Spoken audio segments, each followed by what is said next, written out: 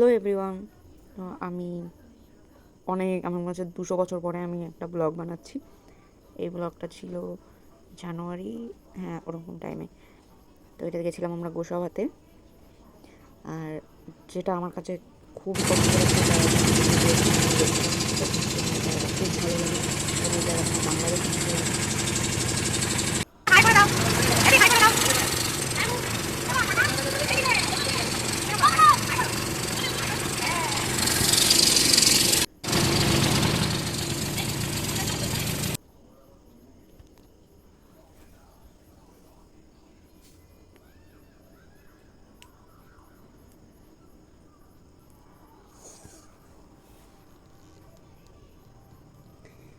আমরা 2 দিন গিয়ে ওখানে ছিলাম।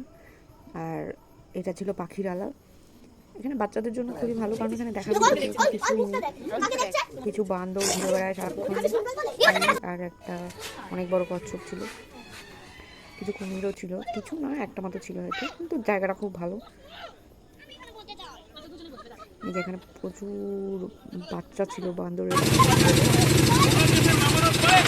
এগুলো দেখে